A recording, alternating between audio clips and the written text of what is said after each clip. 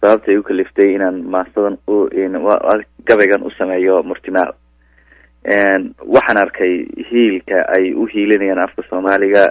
iyo siday suugaanta ugu hiilinayaan say dhaqanka Soomaaliga u tiirinayaan waxa kale oo rabaa inaan bulshada u sheego dhageysanaysa maaha xayeysiis ama iidhe inta kharash laygu siiyay aan leeydin loo sameey waa garasho aan u gartay waa abaalgudayo waxtarka muuqda ay la garab taagan yihiin suugaanta Soomaalida iyo heeganka ay ugu jiraan kobcinta korinta iyo kor u qaadida suugaanta Soomaalida haday tix noqoto iyo haday tiraalteeda noqoto maasadu waxay ku bilaabantaa gabay dheer maaha laakiin waa qodobo muhiim ah taamarkan u malaynaya wuxuuna ku bilaabmaa sida tan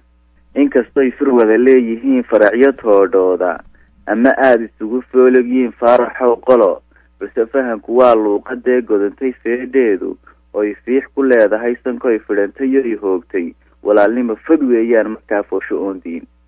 hadduu eraygu kaafoos burburo waa fur iyo boore balse farajkii waa taa la helay aan fishoon jiray murtimaasha nimankii furo waadna furateene dhaqankeenii foostada ku jiray weydinkaa falaye weydinkaa farshaxan waa afkee feedhay timihiiye rabbi faraxa haydiin wadee fuliya hawsheena qoyskaaga Finland iyo ilaa daasa Venezuela Florida qaar jira iyo kuwa jooga Philippines kala faataxaysto ma jiro farax xiriirshaaye kol hadiiba la idin fasiray fiicantiya khayrta Faransiis miyuu ka xiga wadka Finland hadduu eraygu kaafoos burburo waa fur iyo boore balse farajkii waa taa la helay aan fishoon jiray murtimaasha nimankii furo waadna furateen dhaqankeenii foostada ku jiray weydinkaa falaye weydinkaa farshaxan waa afkaa feedhay timihiiye rabbi faraxa haydiin wadee fuliya hawsheena inkastoo fagaaraha murtida